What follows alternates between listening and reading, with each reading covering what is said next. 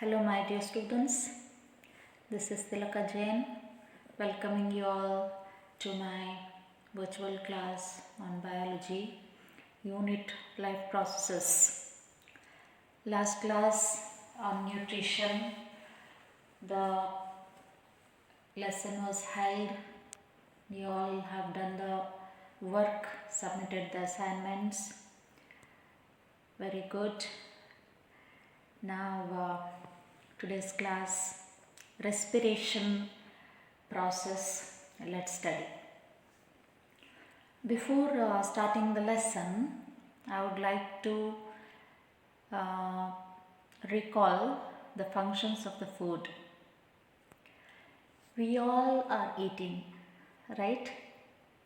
I am eating, you people also are eating. Why do we all eat? Other than pleasure, what is the necessity of eating? Last class we have studied to get energy, to get materials for bodybuilding and growth, for the maintenance of body temperature and sustenance of life, isn't it? Some part of the food we eat are used in building our body. Some part of the food we eat are used in providing energy for all the activities we do.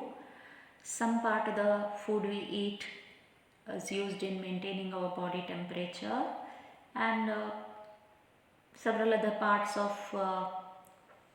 food we eat used for various other functions. So, part of the food which is used in providing energy, how is it held is, it is burnt. It is burnt in the cells to release energy. So this burning process is a combustion similar to the one which is taking place outside. How the materials are burned outside, how it is burnt using the oxygen, right? When a paper piece is burnt, how is it taking place? Is it possible for combustion to occur without oxygen? No. Oxygen is very essential for the combustion or burning process. Same way, to release energy from the food we eat, combustion should happen. It is taking place in our body cells. For this process, oxygen is necessary. So, to supply oxygen for this combustion process, we all breathe. This itself is respiration. Commonly, respiration we refer breathing. So, how is it actually taking place? What are the various stages involved in that? Which are the steps present in every stage? Let us study one by one. Respiration, commonly we call breathing, occur from the time we are born till we die, continuously. Even when you are in deep sleep, we respire. It is a natural process. Most of the time, 99.9% of the time, it is held unconsciously. We are not at all bothered on this process. That on its own it is continuously taking place. Now for a while, breathe consciously. I want you all to have a breathing process consciously. Concentrate on the process and breathe. What are you doing?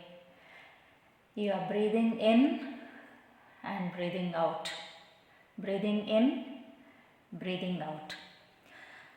So in this process of respiration, two stages are seen. Okay, respiration occurs in two stages. One is external respiration and the other is internal respiration. So the breathing process, what you consciously did just now, is one of the stage, that is external respiration. It has two steps. Okay, external respiration has two steps. One is breathing in, it is called inspiration. The other step is breathing out. What is it? Expiration. So external respiration has two steps. They are inspiration and expiration, are also called breathing in and breathing out. So here it is a process of exchange of carbon dioxide and oxygen between the environment and the body. Okay, exchange of respiratory gases between the environment and the body. It is actually the blood. The other stage of respiration is internal respiration. Actually, you don't get to feel this because it is a cellular process.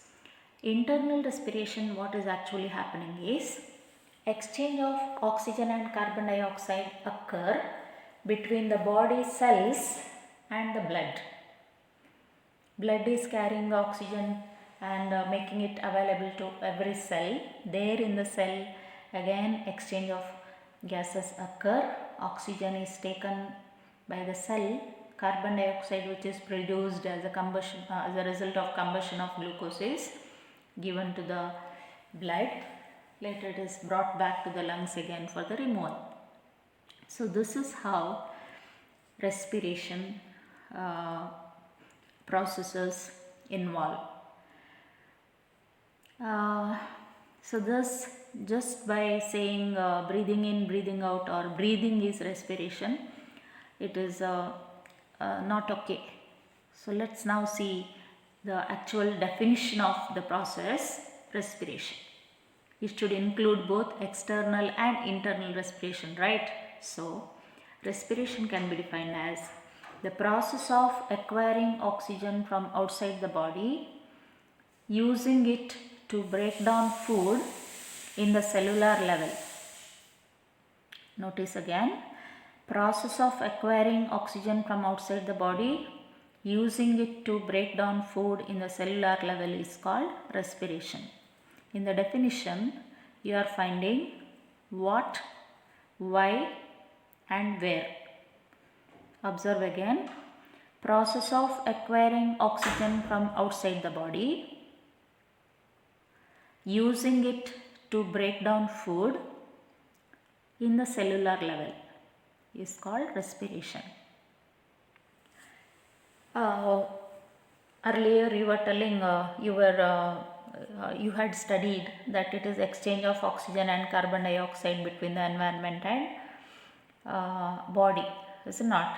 Here carbon dioxide is not made a mention because removal of carbon dioxide is a part of excretion. Removal of waste it is. So here it is not included, not to get confused. You can define the process in your own words also without altering its meaning. Now let's refer to the details of the process. If you see the animal world, there is diversity. You agree?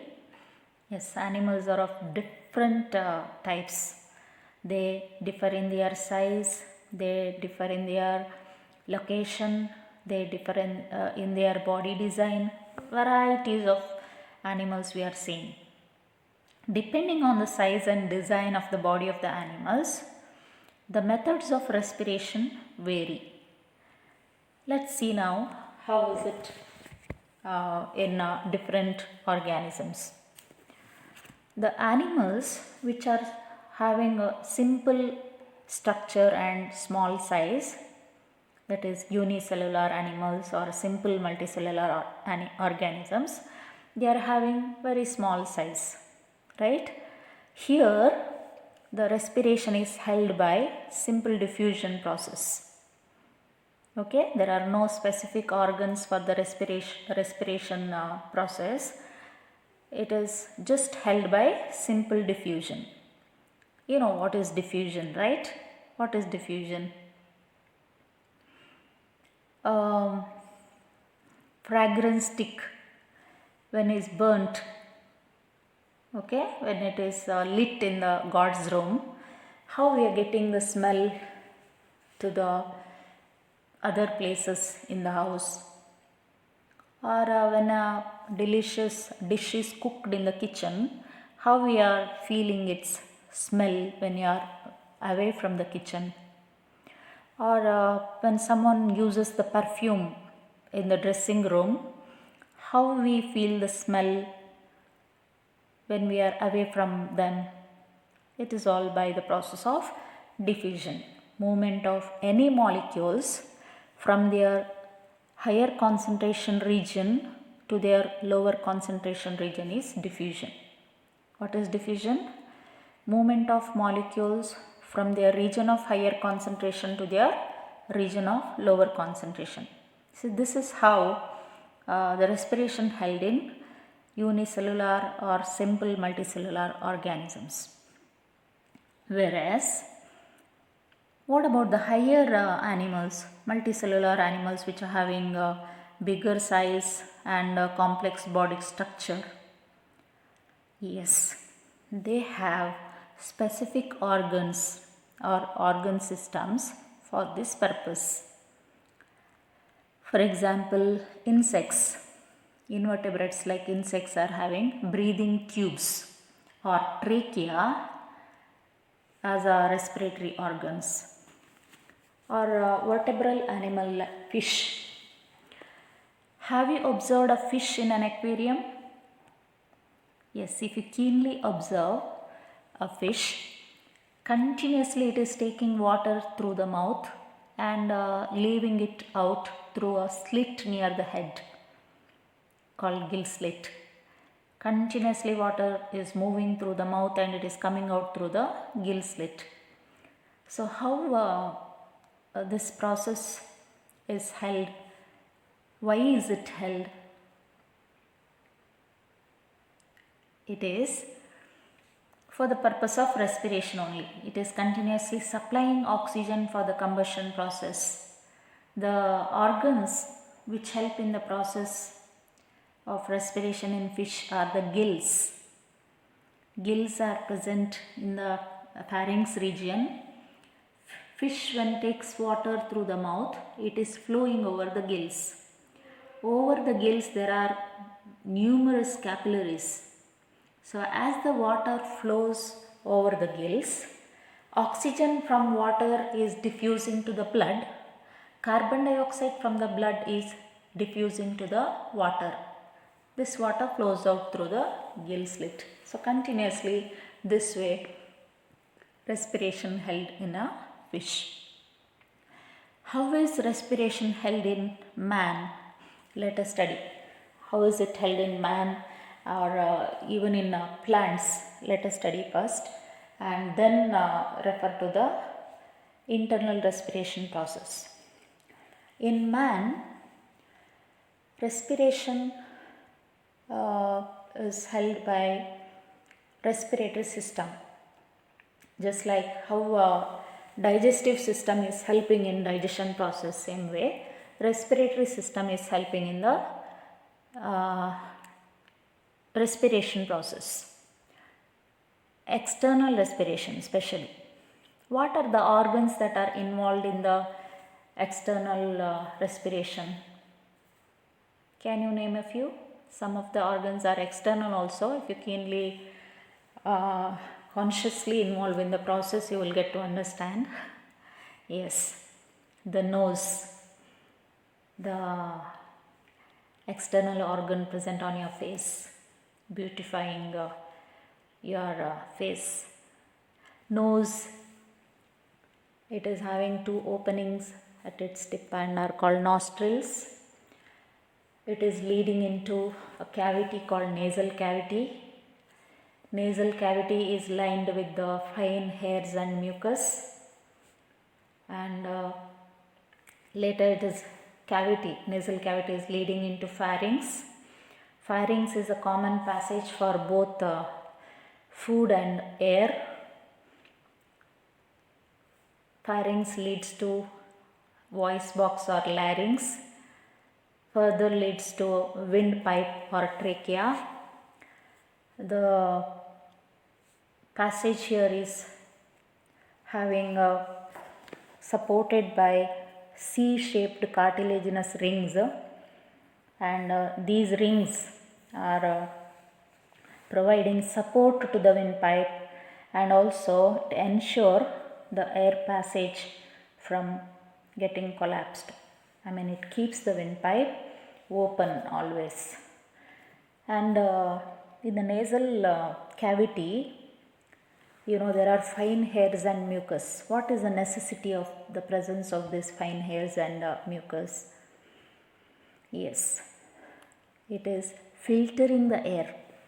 Okay, fine hairs and the mucus present in the nasal cavity helps in filtering the air.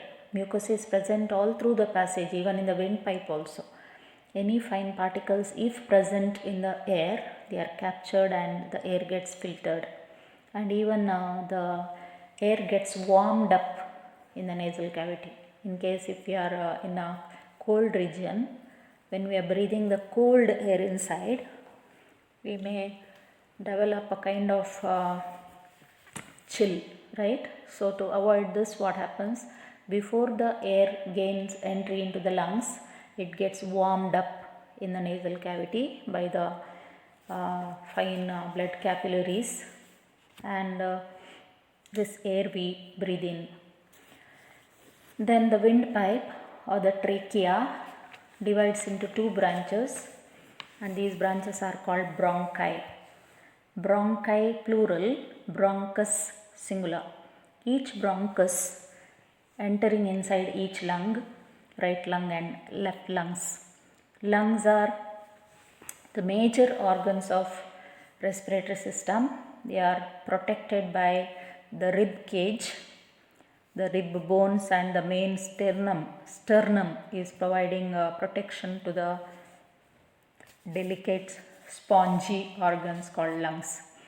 Once the bronchus enters the lungs, it again divides into finer branches called bronchioles, and the terminal part of the bronchiole is opening into air sacs called alveoli. Alveoli plural, alveolus singular. Observe in the diagram. The alveolus is surrounded by the finest branches of the blood vessel, that is bringing blood from the heart for exchange of gases. And these finer branches of blood vessels that are present on the alveoli are called capillaries. Okay, so here in the alveolar sac, the exchange of gases held. So what is happening is, when you breathe in, the rib is moved up. We are lifting our ribs, and the diaphragm which is present below the lungs are flattened. Okay, and as a result, the chest cavity becomes larger, and air is thus sucked into the lungs, and the alveolar sacs are expanded and it is filled with the air. It is what facilitating the exchange of gases. In the alveolar sac, oxygen rich air is present now. Okay, whereas in the blood capillaries, that is in the blood, carbon dioxide is rich. So by diffusion process, what happens is, oxygen from the air is diffusing into the blood, carbon dioxide from the blood is diffusing into the air. So this carbon dioxide rich air you are breathing out, and thus the blood, after releasing the carbon dioxide to the air and absorbing oxygen into it, gets oxygenated, and this is how exchange of gases held during external respiration. Okay, I repeat, when you are breathing in or during inspiration, through the nostrils, air is moving in the nasal cavity, it gets filtered and warmed up. It is passing through the pharynx, larynx, windpipe, bronchi, and is reaching the bronchial tip and alveolar sac. There the exchange of gas is held. The oxygen from the air is taken to the blood. Carbon dioxide from the blood is given to the air. This air you are breathing out during expiration. And I have told you the pharynx is a common passage for both food and air. So when you are swallowing, eating or drinking, there is a possibility of food getting entry into the windpipe also, is it not? But does it happen? No. So our body is a wonderful machine. There is a inbuilt facility to prevent any such dangers. So in the windpipe, opening of the windpipe, there is opening called glottis. That glottis is having a clip-like structure at the top and is called epiglottis. Whenever you swallow, okay, whenever you eat or drink and swallow, this glottis is closed by the epiglottis and preventing the entry of food into the windpipe.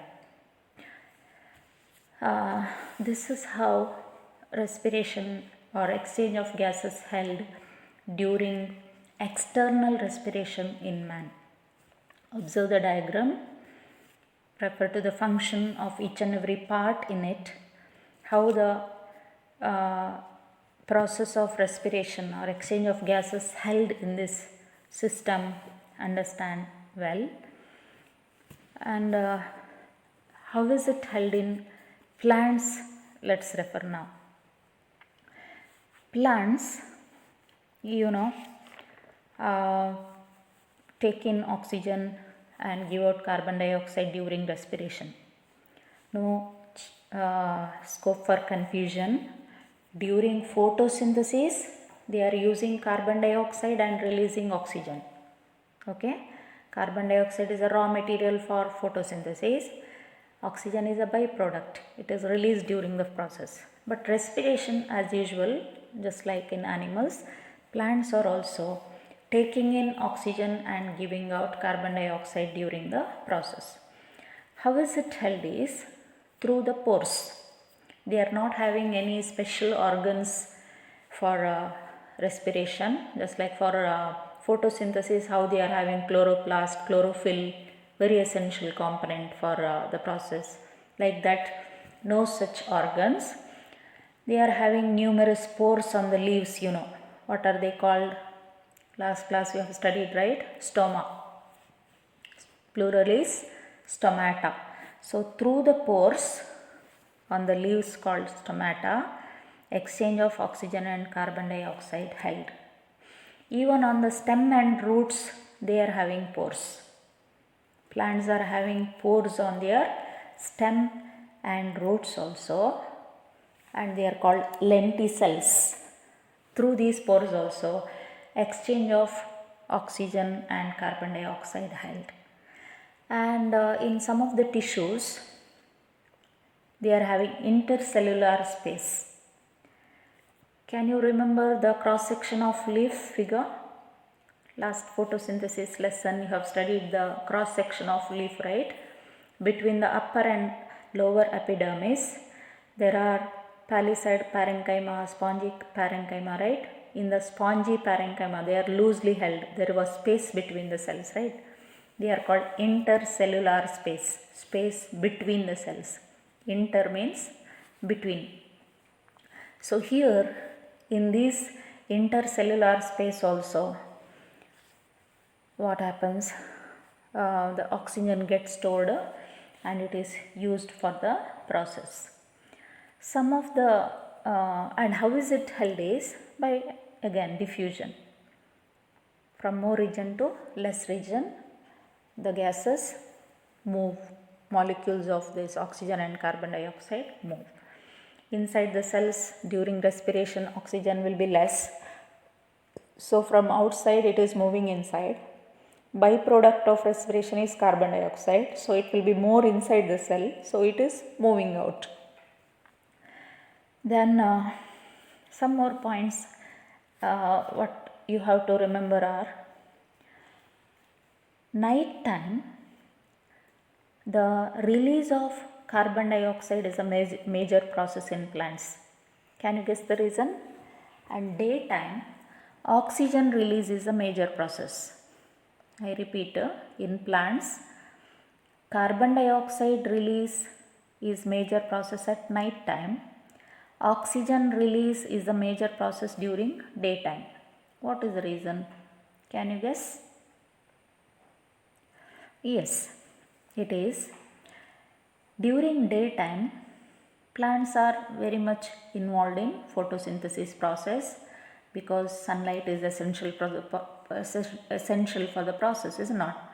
So that time carbon dioxide is a raw material, is not? So whatever, if carbon dioxide is produced during respiration, that is used for the process of photosynthesis, so there is no question of its release. So what is released as a major byproduct during daytime? Oxygen, product of photosynthesis. Whereas night time photosynthesis process gets less, because there is no sunlight during night. So respiration byproduct, that is carbon dioxide, is released more during the night. Then one more important thing which you have to remember is, some of the animals breathe very fast. Some of the animals breathe slowly. What is the reason for that? Think about, and why they are breathing so. What may be the reason for this? You find out the answer. Terrestrial organisms rate of breathing is low again. Okay, terrestrial animals rate of breathing is low. They are not breathing fast, most of them, not all. Aquatic organism rate of breathing is more. Once again, what is the reason for this? Keenly if you observe, most of the terrestrial organisms breathe faster, breathe slow. Most of the aquatic animals breathe fast. Yes, the reason is availability of oxygen. Okay, in the atmosphere amount of oxygen is high compared to that of water. Amount of oxygen is high in the atmosphere, so animals need not breathe faster. Their rate of breathing is low. Whereas in the aquatic bodies, water bodies, amount of oxygen present in dissolved state is less. So animals, for their various activities, energy is needed, so they need oxygen. So supplying oxygen more and more is very essential. So what they are doing? Breathing faster.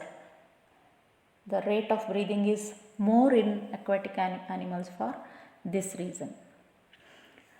So next class, let us refer to the internal respiration details. This is enough for this session. See the schematic representations, the diagram, learn the drawing, read the textbook. Anywhere, any doubts if you are having, don't hesitate to ask. Okay, take care children. See you in my next class. Thank you.